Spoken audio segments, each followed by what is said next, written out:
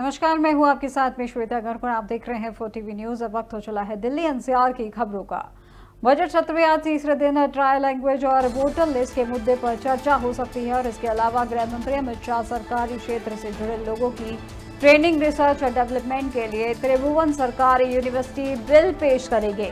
साथ ही कैबिनेट मंत्री हरदीप सिंह पुरी संसद में ऑयल फील्ड अमेंडमेंट बिल पेश करेंगे और इससे पहले मंगलवार को मल्लिकार्जुन खड़गे के ठोकेंगे वाले बयान पर हंगामा हुआ है। दरअसल डिप्टी चेयरमैन ने दिग्विजय सिंह को बोलने के लिए कहा, लेकिन खड़गे बीच में अपनी बात रखने लगे और इस पर डिप्टी चेयरमैन हरिवंश ने उन्हें टोका और कहा कि आप सुबह बोल चुके हैं। इस पर खड़गे ने कहा कि ये क्या डिक्टेटरशिप है जहां मैं हाथ जोड़कर आपसे बोलने की अनुमति मांग रहा हूं। इस पर हरिवंश ने कहा कि अभी दिग्विजय सिंह के बोलने का मौका है और इसलिए आप बैठ जाइए। और इसके बाद खड़गे ने कहा कि वो तो बोलेंगे ही, लेकिन आपको क्या क्या ठोकना है हम भी ठीक से ठोकेंगे, सरकार को भी ठोकेंगे। जब हरिवंश ने खड़गे के बयान पर आपत्ति जताई तो उन्होंने कहा कि हम सरकार की नीतियों को ठोकने की बात कर रहे हैं।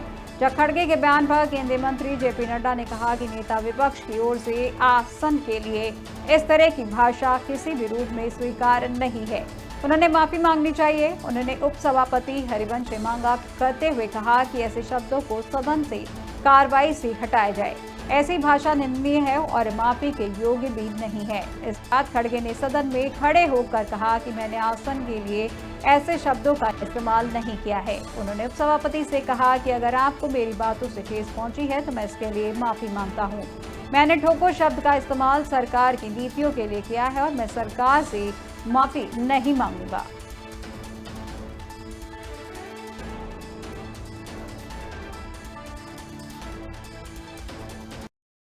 दिल्ली में विधानसभा चुनाव प्रचार के दौरान भाजपा द्वारा होली और दिवाली पर मुफ्त गैस सिलेंडर देने के वादे के बाद अब होली पर सिलेंडर न मिलने पर दिल्ली सरकार को याद दिलाने के लिए पूर्व विधायक ऋतुराज झा और आम आदमी पार्टी कार्यकर्ताओं ने दिल्ली के ITI पर प्रदर्शन किया है, जहां पर इस दौरान हाथों में गैस सिलेंडर लेकर लोग नारे लगा रहे हैं।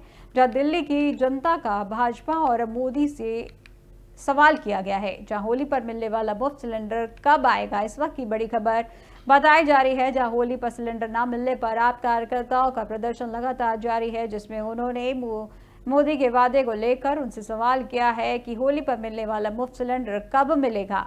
दिल्ली में विधानसभा चुनाव प्रचार के दौरान भाजपा द्वारा होली और दिवाली पर मुफ्त गैस सिलेंडर देने के वादे के बाद अब होली पर न मिलने पर सरकार को याद दिलाने के लिए पूर्व विधायक ऋतुराज झा और आम आदमी पार्टी कार्यकर्ताओं ने दिल्ली के ITI पर प्रदर्शन किया है और इस दौरान हाथों में गैस सिलेंडर लेकर लोगों ने नारे लगा रहे थे। जहां दिल्ली की जनता का भाजपा और मोदी जी से सवाल किया है और होली पर मिलने वाला मुफ्त सिलेंडर कब मिलेगा।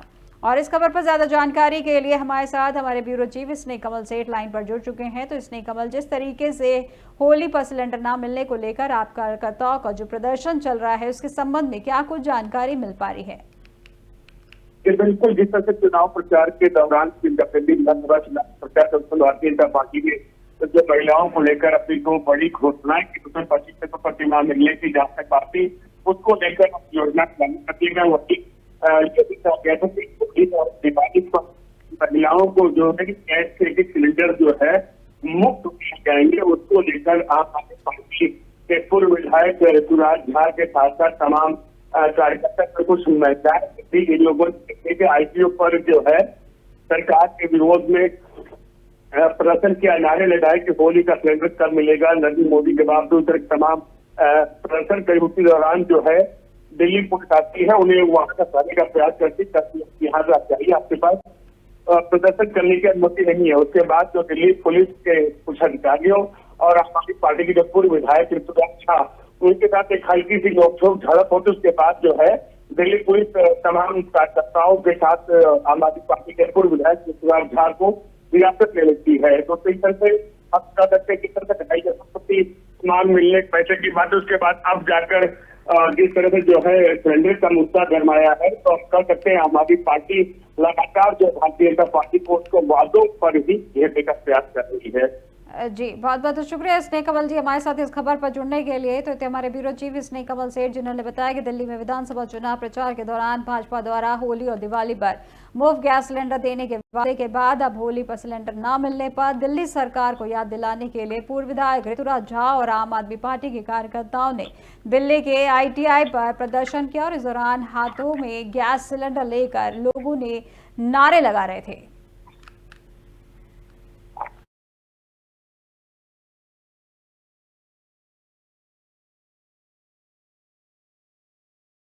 उत्तर प्रदेश के गाजीपुर जिले में परमवीर चक्र विजेता अब्दुल हमीद के नाम पर स्कूल का नाम बदलने के मुद्दे पर गूंज संसद में सुनाई दी है, जहां पर कांग्रेस राज्यसभा सांसद इमरान प्रतापगढ़ी ने इस मुद्दे को लेकर बीजेपी सरकार को घेरा है और कहा कि इसके नाम को लेकर भी सांप्रदायिकता परोसने की कोशिश की जा रही है।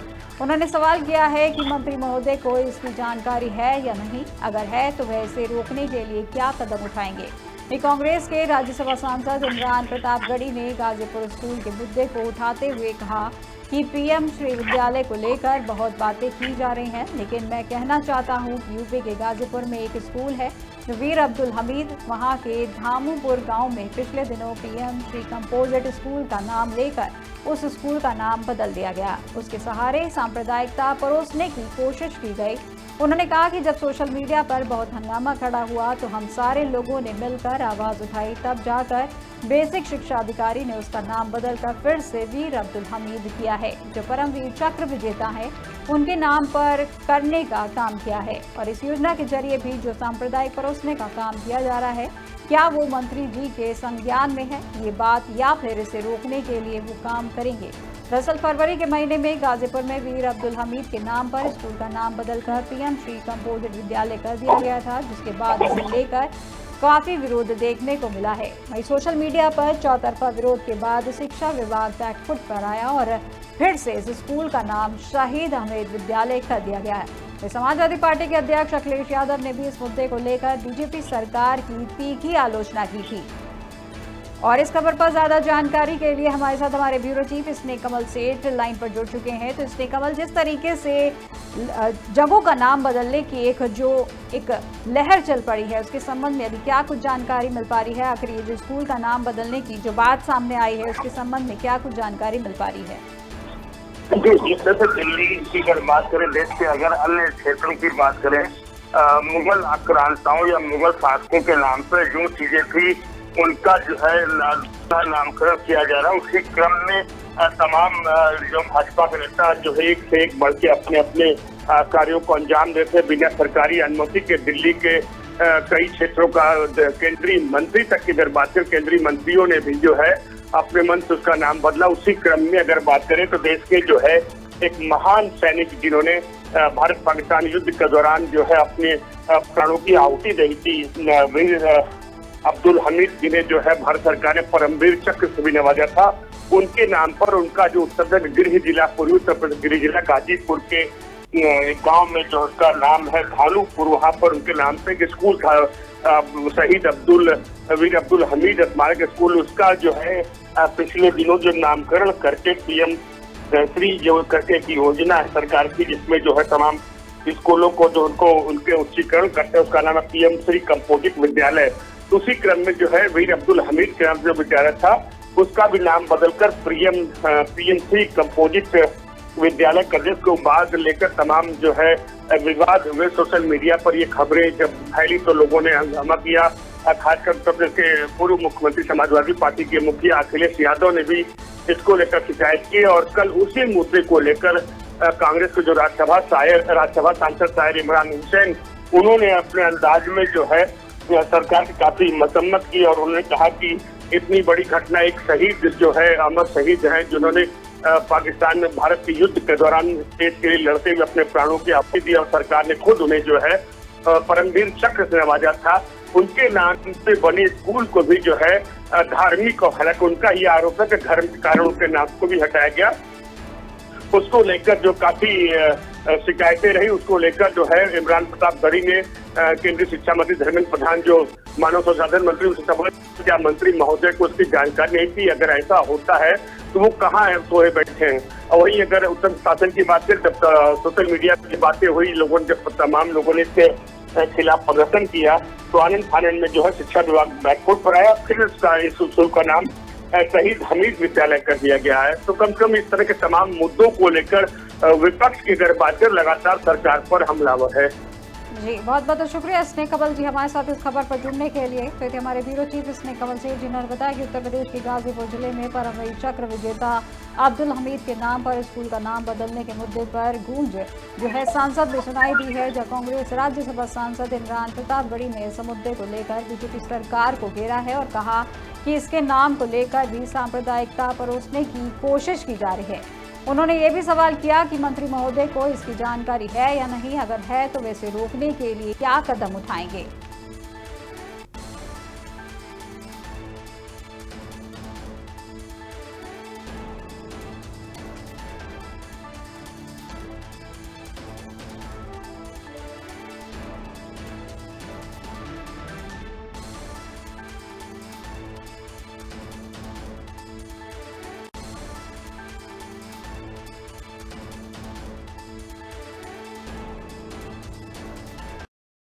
दिल्ली सरकार में मंत्री आशीष सूद ने होली से पहले आज अपने निर्वाचन क्षेत्र जनकपुरी का दौरा किया और निर्वाचन क्षेत्र से संबंधित मुद्दों को लेकर लोगों से बातचीत की है और क्षेत्र की समस्याओं के सुझाव चर्चा की है।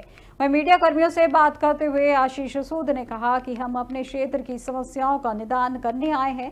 जब विधायक होने के नाते मेरा काम अपने क्षेत्र की समस्याओं को समझना है और उनका समाधान करना है। 11 साल से पानी और वायरिंग की समस्या पर कोई काम नहीं हुआ है। जो काम नहीं हुआ है मैं उसमें नहीं पड़ना चाहता। मेरी चिंता यह है कि मैं और मेरी सरकार क्या कर सकते हैं।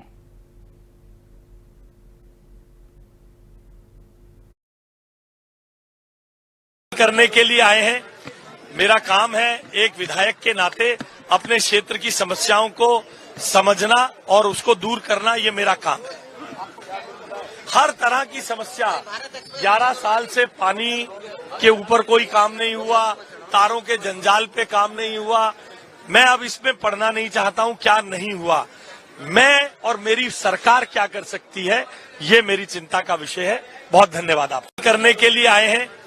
मेरा काम है एक विधायक के नाते अपने क्षेत्र की समस्याओं को समझना और उसको दूर करना, ये मेरा काम है। हर तरह की समस्या, 11 साल से पानी के ऊपर कोई काम नहीं हुआ, तारों के जंजाल पे काम नहीं हुआ। मैं अब इसमें पढ़ना नहीं चाहता हूं क्या नहीं हुआ, मैं और मेरी सरकार क्या कर सकती है, ये मेरी चिंता का विषय है। बहुत धन्यवाद। आप करने के लिए आए हैं। मेरा काम है एक उल्लंघन पर महाराष्ट्र के सीएम देवेंद्र फडणवीस का बयान पर शिवसेना उद्धव गुट के नेता व राज्यसभा सांसद संजय राउत ने कहा कि लाउड स्पीकर से निकलने वाली तेज आवाज के कारण लोगों को परेशानियों का सामना करना पड़ता है। यह हाईकोर्ट का आदेश है, इसलिए अगर सरकार उस आदेश का पालन करती है तो यह अच्छी बात है।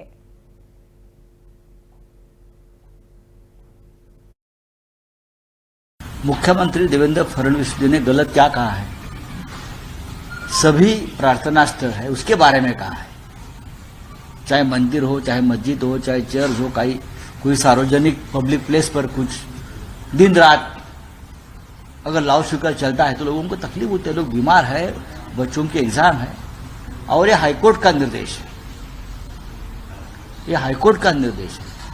अगर हाईकोर्ट का निर्देश का पालन सरकार कर रही है तो उसमें उसके ऊपर कोई क्रिटिसाइज करने की जरूरत नहीं है। सभी ने अपने नियम और कानून का पालन करना चाहिए, चाहे हिंदू हो, चाहे मुसलमान हो, चाहे क्रिश्चियन हो, कोई गलत बात नहीं उसमें। देखिए, ये कोई हिंदू की बात नहीं है और ना ही ये कोई पॉलिटिकल बात, ये मूर्खता की बात है। महाराष्ट्र में जो हमारे जो मल्हार यानी हमारे यहाँ जो धनगर समाज है, उनके जो नेता है मल्हार राव होलकर, उनके समाज के लोगों ने उसको विरोध किया है। आप हिंदू और मुसलमानों का जो बंटवारा कर रहे हो अपने स्वार्थ के लिए, उससे एक दिन देश का बंटवारा हो जाएगा। उत्तर प्रदेश में कोई एक केतकी सिंह नाम की विधायक वो कहते हैं कि मुसलमानों के लिए अलग इलाज होने चाहिए, हिंदू के लिए अलग वार्ड होना चाहिए। ये देश में इस प्रकार की भाषा चलती है। प्रधानमंत्री मोदी जी एक जगह पे कहते हैं ट्रिपल तलाक से मुस्लिम महिलाओं का नुकसान हो रहा है, उनके लिए अलग कानून लाते हैं। और दूसरी जगह पे उनके पार्टी के लोग इस प्रकार की भाषा करते हैं। ये देश का बंटवारा वापस करना चाहते हैं, देश में दंगे भड़काना चाहते हैं और ये लोग तो भाग जाएंगे लेकिन देश जल जाएगा।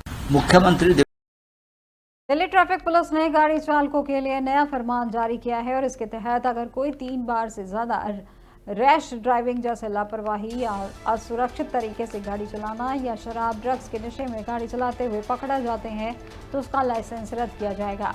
दिल्ली ट्रैफिक पुलिस का यह कदम राजधानी की सड़कों पर जानलेवा दुर्घटनाओं की बढ़ती संख्या को रोकने और आदतन उल्लंघन करने वालों पर सख्ती करना है। सड़क परिवहन के राजमार्ग मंत्रालय के आंकड़ों के अनुसार पिछले 3 वर्षों में सड़क दुर्घटना में 1.38 लाख से बढ़कर 1.68 लाख से अधिक हो गई है। इसको देखते हुए यातायात पुलिस ने परिवहन विभाग को पत्र लिखकर यातायात नियमों का आदतन उल्लंघन करने वालों और ड्राइवरों का लाइसेंस रद्द करने सहित कार्रवाई करने का अनुरोध किया है।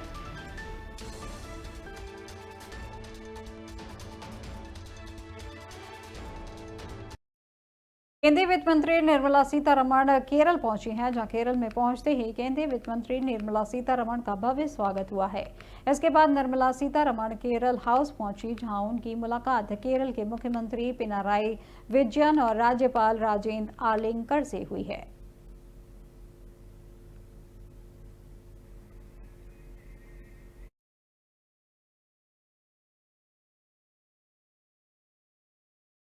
राजधानी दिल्ली और इसके आसपास के इलाकों में मौसम में उतार चढ़ाव अभी जारी रहने की संभावना है। राजधानी दिल्ली में मंगलवार को इस वर्ष का अब तक का सबसे गर्म दिन रहा, जहां अधिकतम तापमान सामान्य से 6.4 डिग्री सेल्सियस अधिक और 34.8 डिग्री सेल्सियस दर्ज किया गया। जब मौसम विभाग ने गुरुवार से शनिवार 13 से 15 मार्च के बीच दिल्ली में बारिश होने का अनुमान जताया है।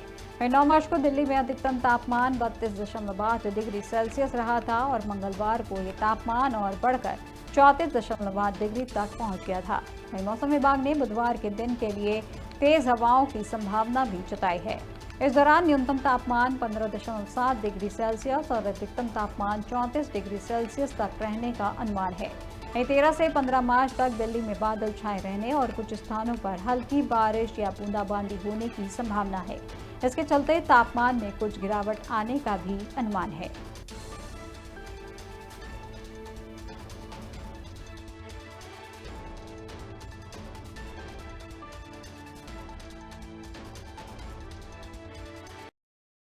दिल्ली पुलिस ने साउथ ईस्ट और साउथ दिल्ली से एक ऑपरेशन के दौरान 12 से ज्यादा बांग्लादेशियों को गिरफ्तार किया है। ये बांग्लादेशी अवैध तरीके से भारत में घुसे थे और इनके पास से कई दस्तावेज बरामद हुए हैं। वहीं दिल्ली पुलिस ये विशेष ऑपरेशन अभी भी जारी है।